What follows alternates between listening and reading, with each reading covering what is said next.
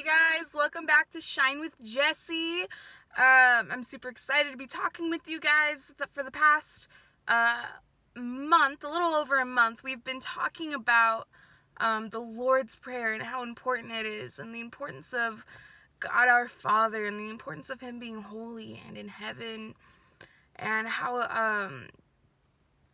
just how amazing He is, and how amazing God is in providing for us and making sure we have everything we need.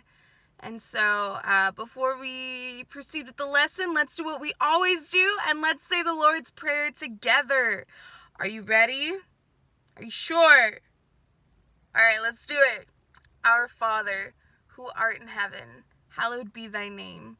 Thy kingdom come, thy will be done, on earth as it is in heaven.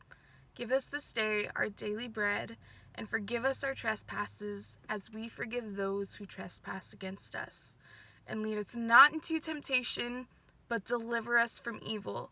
For thine is the kingdom, and the power, and the glory forever and ever. Amen. All right, so do you guys know what part we're on this week? Last week we talked about providing our daily bread. So this week we got to talk about forgiveness. Yes, we're talking about God forgiving us our trespasses as we forgive those who trespassed against us. Okay, so let's start off with what the heck a trespass is. Now, if you're like me and you grew up in Bakersfield, you see no trespassing signs all over the place, and your immediate reaction is, oh, I shouldn't break into that place. Let's not break in. That's great. That's private property. And trespassing is going onto somebody else's property.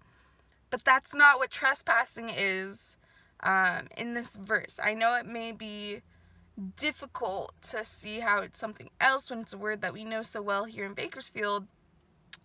But in this case, trespassing is the equivalent of sin. It's saying, forgive me of my sins as I forgive those who sin against me. And I think that's a really powerful statement, because as Christians, we love to say God is forgiveness, and He is. And we love to say He'll forgive us of anything, and He will. But something that we leave out sometimes or altogether is forgiving those around us, because it's a two-way street. It's not just us asking for forgiveness from God and then going on doing whatever we want, and then going back on and sinning, and then asking for more forgiveness, and then sinning and asking for more forgiveness. That's not what Jesus is saying. He's saying that as much as we need forgiveness from God, we need to give forgiveness to others. Because everybody's important. Everybody is a child of God. And if I deserve forgiveness, who's to say that my brother and sister don't? And who's to say that my friend or my aunt and my uncle or my cousin or a kid at school or a kid at church or some stranger that you meet at the park for the first time, who's to say they don't deserve forgiveness too? Because when Jesus talks about the Lord's Prayer, He talks about it before He goes on the cross, before He dies for forgiveness, right? And I think that's a really powerful thing, because He knew that He was going on the cross. He knew that in just a few months He was gonna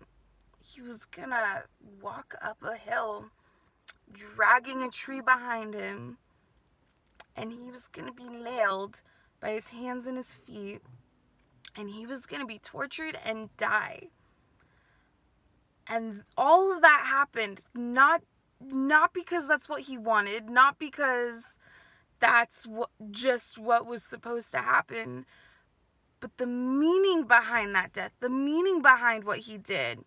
It's all about Him dying and washing us clean through His death, because the wages of sin, the price of sin, is death.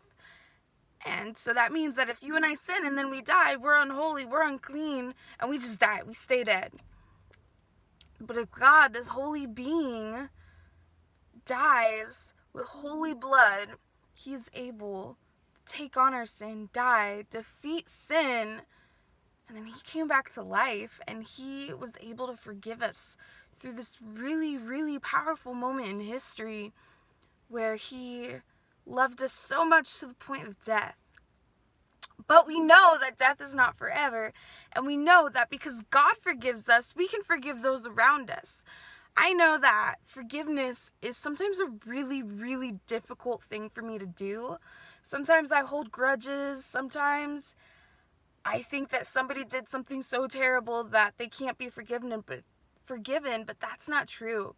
Because we all do not great things, right? We all do things that we're not proud of. We all do things that are mistakes and mess ups, and we all have to ask for forgiveness.